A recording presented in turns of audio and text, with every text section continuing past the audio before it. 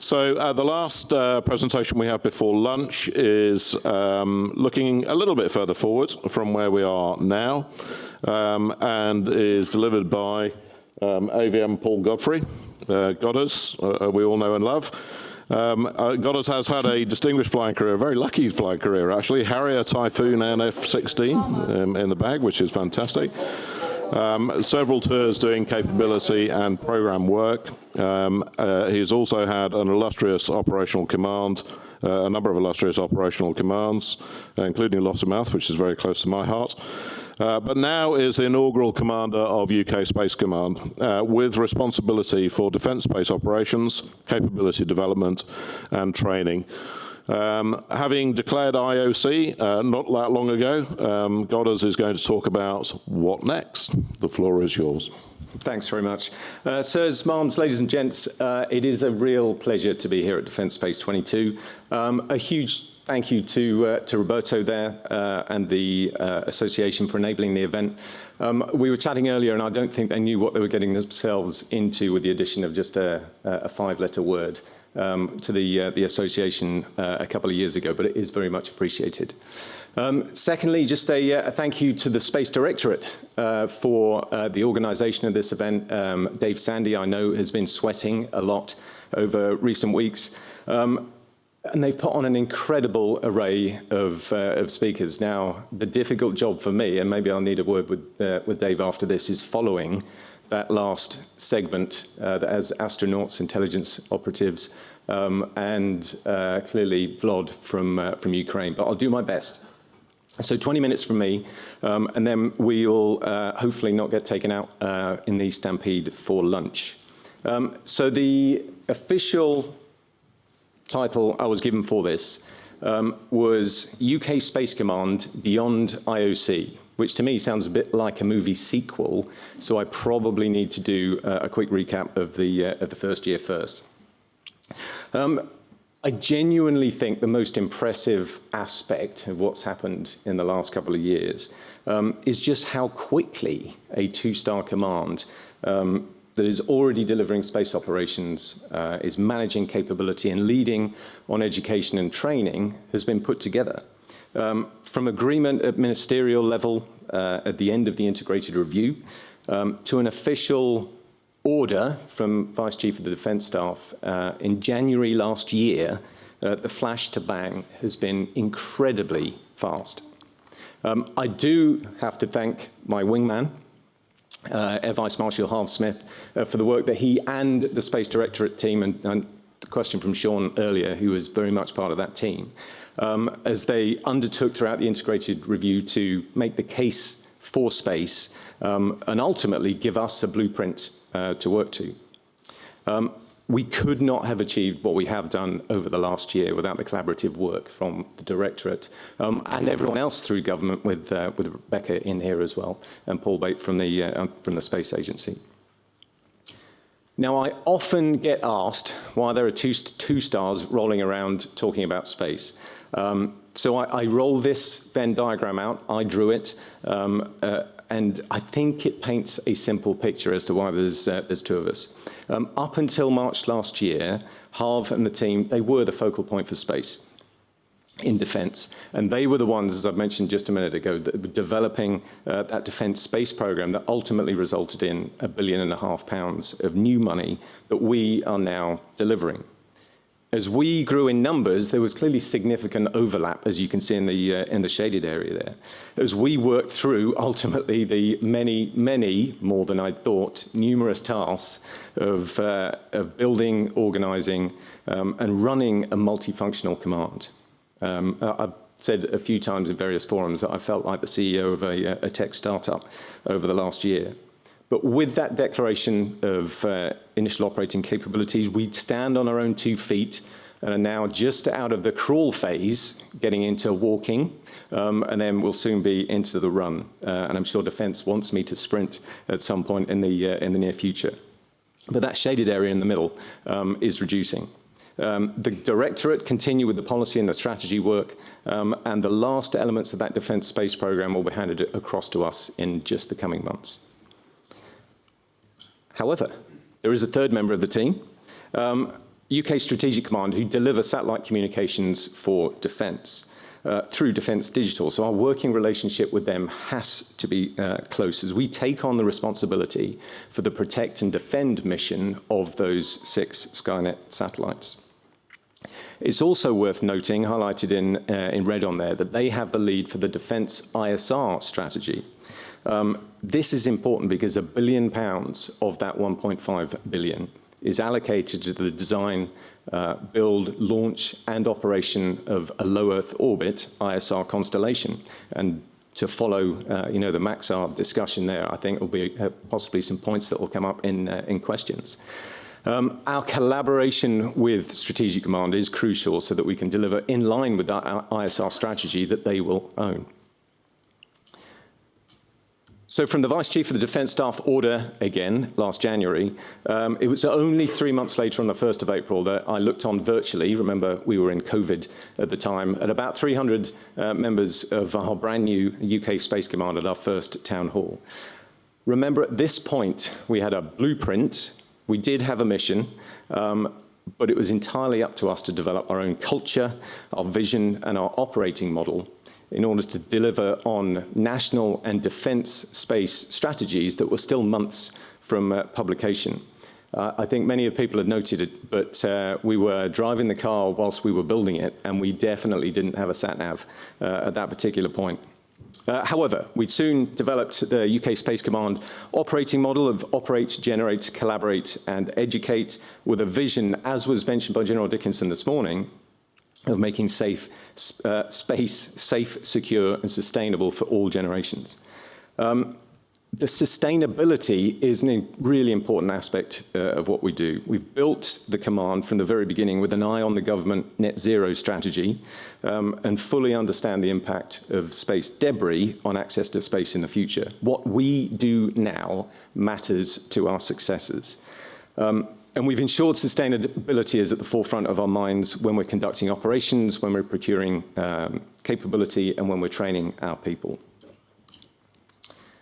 Although a new organisation, we were really lucky to be able to inherit highly knowledgeable and competent space operators with RAF Fylingdales on the North Yorkshire Moors and the Space Operations Centre, or Spock, at RAF High Wycombe. I personally, I think I've mentioned to a couple of you, have spent 30 years trying to avoid Fylingdales in an aeroplane because it is a restricted area, but I've actually now been there 4 times. And I'm always humbled by the teamwork that the whole force has shown up there, over 300 people, and actually it's only about 40% military, in fact, way less than 40% military up there. They conduct 24/7 ballistic missile early warning and space domain awareness 365 days a year in all weathers. And I think the reason General Dickinson mentioned it was that we were both up there yesterday, and whilst they tell me it can get a bit tricky on the moors, it was beautiful. That's 4 for 4 for me, so I think the weather up there is actually a classified program. I've mentioned sustainability. You could not get further from that on the 15th of November last year when Russia used a direct-to-send anti-satellite missile to destroy their defunct Cosmos 1408 satellite in low Earth orbit. 1,500 trackable, thousands more untrackable pieces of debris that continue to orbit the Earth today and will do for years to come, a risk to space operations. Fylingdales was in the thick of the action, tracking and classifying new debris from the initial impact, and continues to do so on behalf of the wider global space surveillance network today.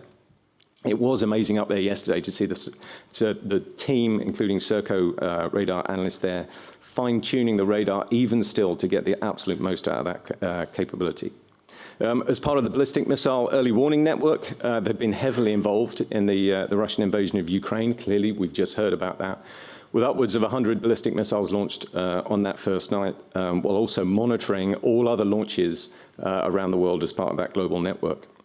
With a permanent home in UK Space Command, we now have this year funded a long-term sustainment package, and our focus in the coming year is to get additional secret facilities into the team. However, Fylingdales doesn't operate alone. and is connected to a global network and directly to the UK Spock at High Wycombe. Originally developed in 2008 as a ballistic missile early warning centre, it's grown over the years to be a true space operations centre, bringing space domain awareness information from a number of military and commercial sources, prioritising and classifying before passing it on to the relevant organisations. Again, it's a whole force operation with military and reservist operators, intelligence analysts, supplemented by UK Space Agency orbital analysts, and commercial integration cell, which I think there was a point on this morning, enabling two-way information sharing between 7, at the moment, commercial satellite owner-operators. Now, that's actually in fact, it was Sean's question, that's actually in the SATCOM arena, but clearly we are looking to expand as we need to, and it's an interesting point about the ISR operators. Part of the same ballistic missile early warning and space surveillance network as RF Fylingdales, they've also been central to the provision of information to a range of different organisations, and you can see some of that on the slide behind me. Space weather, GPS navigation warfare information, satellite overflight warnings, conjunction analysis. The team continue to develop the right command and control procedures to ensure that the right information gets to the right place at the right time. I've mentioned a number of times, we have a huge amount of information coming into the Spock, and we have not always been efficient in how we pull that information together. We've got a lot to do there. A leap we have made this year is through the use of new software developed by CGI. Aurora has allowed us to bring together a range of data, to fuse it, crucially for me, to visualize it, and to automatically task sensors to gain further information. One of the key successes here was the use of both operations and capability teams with the CGI developers in the Spock itself, working real time to maximize the software. DevOps in action. And I think this is a unique selling point for the command. We have capability teams and operations teams working closely together on a daily basis, and I think we really do need to get into that in the future. To further enhance those operations, we begin in a month's time a £4 million rebuild of the Space Operations Centre to complete by the end of the year, so that we ensure that it remains fit for operations in the multi-domain era. As I mentioned before, none of the operations we conduct would be possible without fit for purpose command and control. And the ops team, led by Air Commodore Mark Fluin, have worked incredibly hard to develop the Optimum Defence Space C2 within the command and up through Air Command, our parent service as a joint command, and as well as through the Ministry of Defence, permanent joint headquarters, and obviously into allies and partners. It's particularly important to get this right as we take command and control of the Skynet constellation later on this year.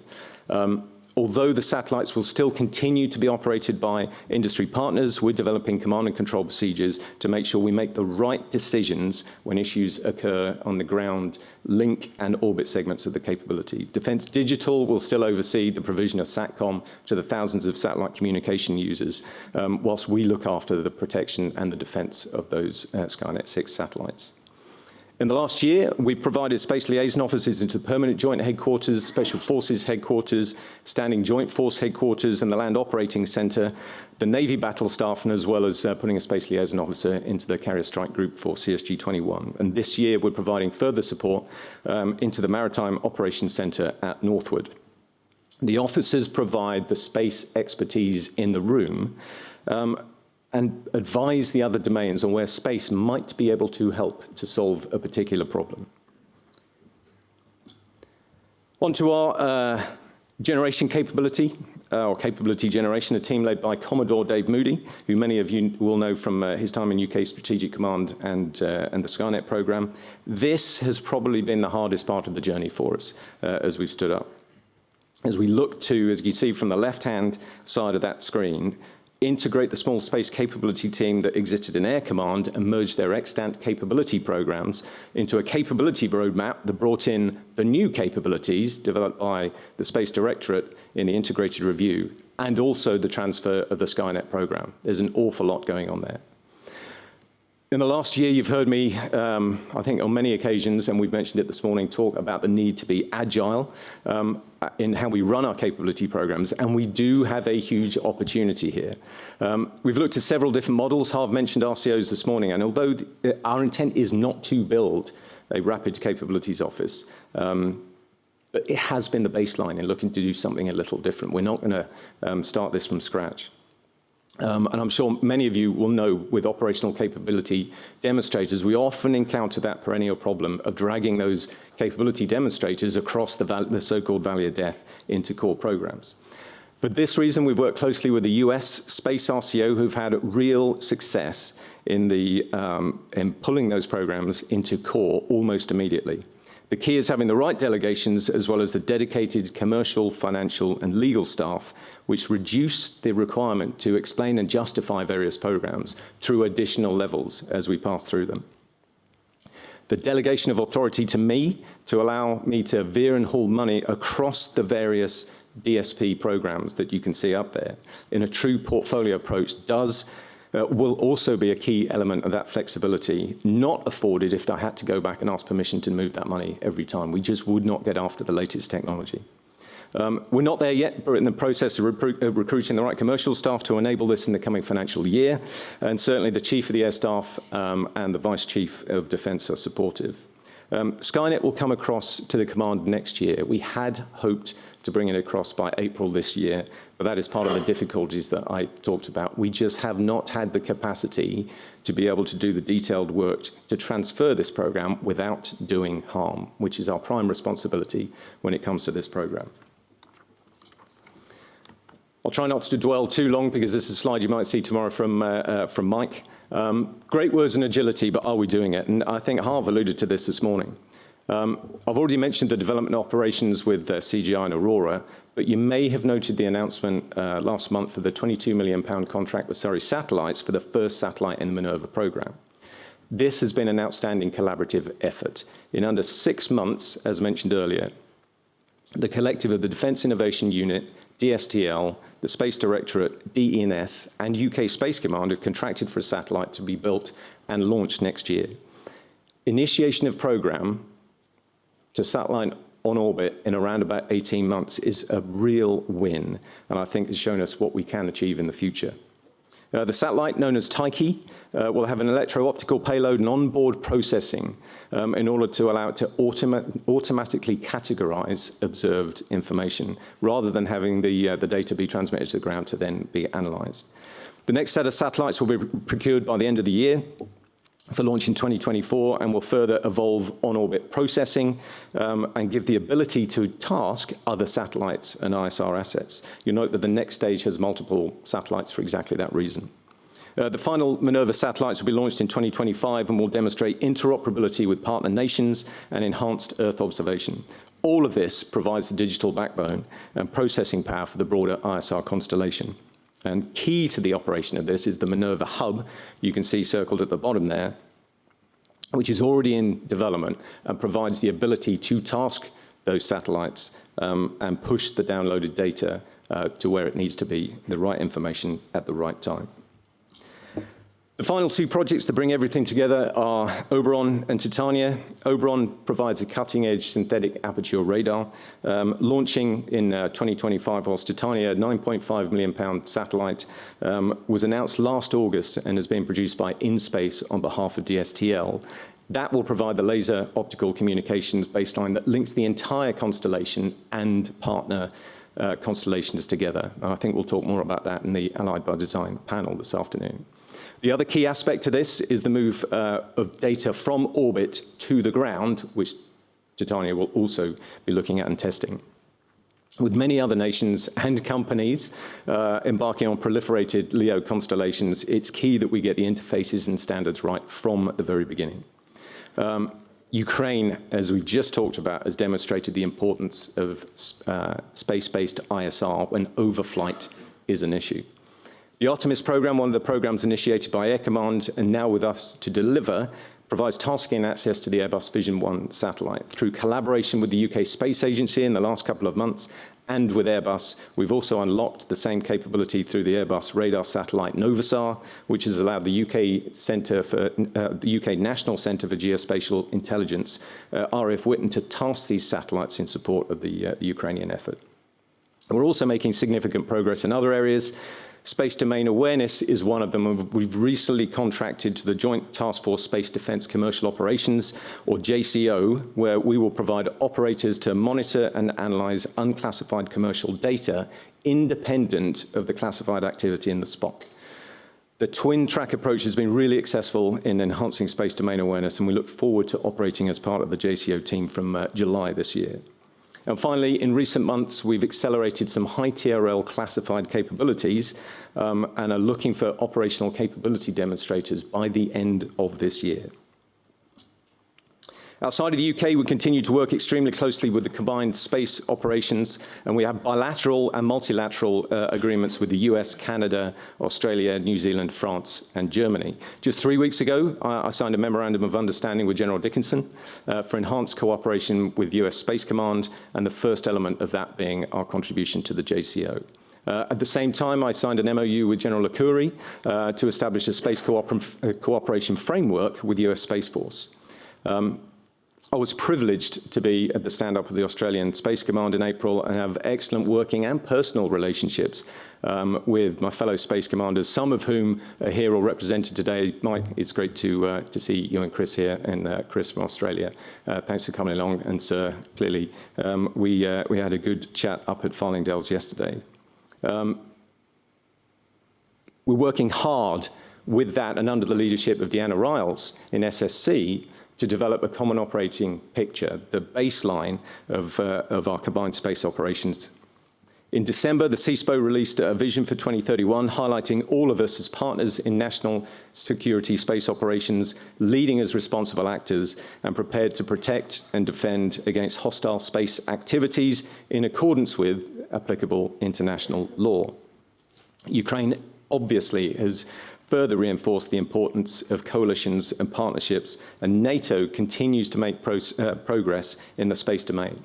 We have a single officer at the moment in the NATO Space Centre at Ramstein, with an additional space operator arriving this year. We've also agreed with France to provide personnel for the NATO Space Centre of Excellence to be built in Toulouse over the next couple of years.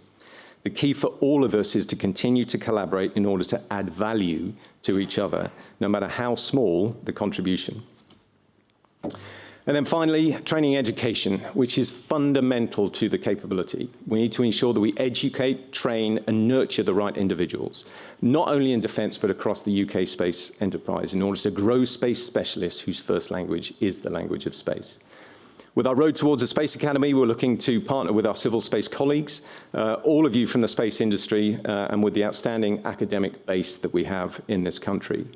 Inspire recently provided us with a training needs analysis after 9 months' work, which now allows us to determine the optimal training solution to deliver the defence space workforce.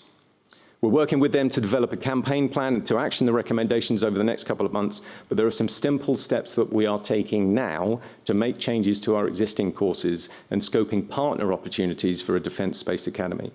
We've visited several academic institutions to discuss options, and we'll be looking to contract for a solution towards the end of this year that will supercharge our space training and education on the timeline you can see on the slide.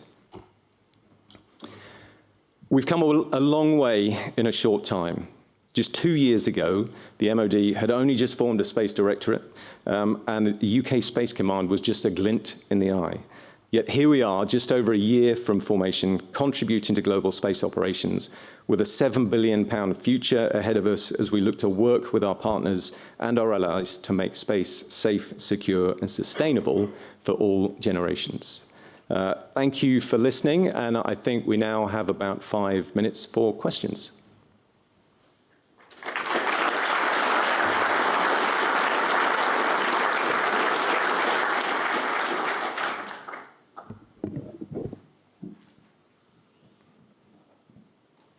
Oh, Shahida. Just a really stupid question about ownership. No such thing. So can you, I still don't get it, can you just clarify the whole Skynet piece? So Defence Digital deliver the satellite communications to all of the customers across defence.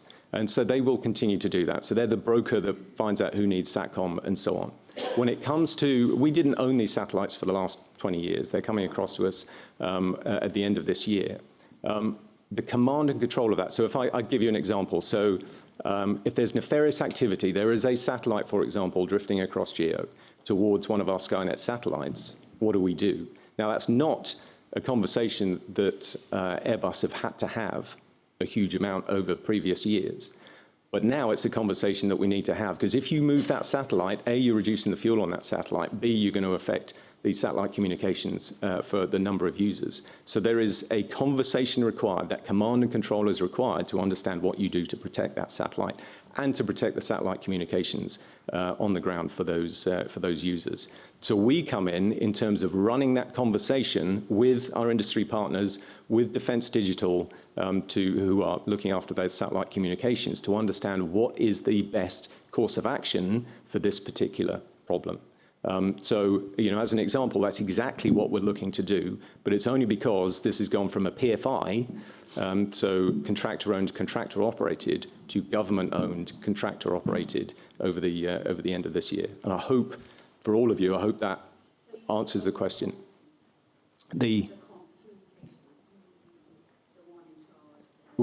So we're in charge of defending the spacecraft and doing the right thing with them.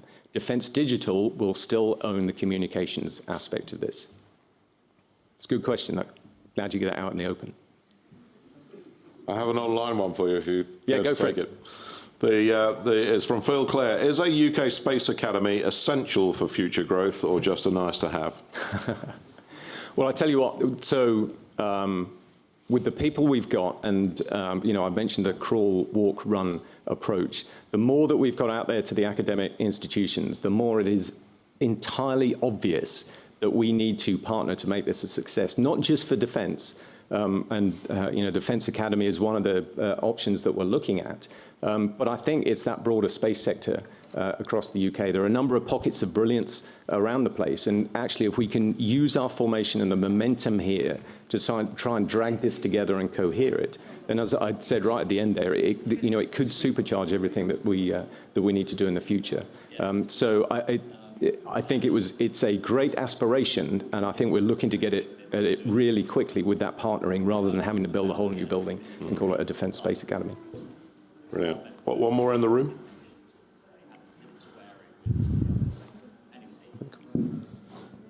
Thank you, Larissa Brown from The Times. Just a couple of questions. You talked about GPS warfare. Can you explain a bit about what Russia might be doing in terms of attacking GPS? And also, the EU's today blamed Russia for an attack on the Viasat satellite on the eve of the invasion of Ukraine. Can you just explain a bit about how concerned you are about that, and sort of generally speaking about Russia's activity in Ukraine? Thank you. So all the tricky questions. Clearly we are worried about actions in space that our potential adversaries make. That is why we are here as a UK Space Command. In terms of the Viasat, I'll defer to our Viasat colleagues, but certainly from a GPS perspective, I think everyone is aware, and it's one of the reasons, if you look back at the Blackett report, the loss of GPS, the loss of the timing signal in GPS is a very, very difficult problem. The 2018 Blackett report basically says the loss of that timing signal is upwards of £1 billion a day in terms of the impact to how we live our lives currently. So, for us, it is about ensuring through US Space Command that GPS signal continues to do what it needs to. And also from a UK perspective, looking at other options to provide that timing signal in and around the various infrastructure around the world. And I don't think it's any secret, it's out there in the Blackett report, but that signal is easy to jam. And has been in various locations around the world and continues to be. So that navigation warfare side is about understanding where it is being jammed around the world and allowing our forces to use their precision weapons or whatever it happens to be, or navigation equipment accordingly. We have got more questions, but I think we should break for lunch. Thanks very much, Godders. It looks very, very exciting. You've done a fantastic job, and Harv, in the last 2 years. Absolutely amazing.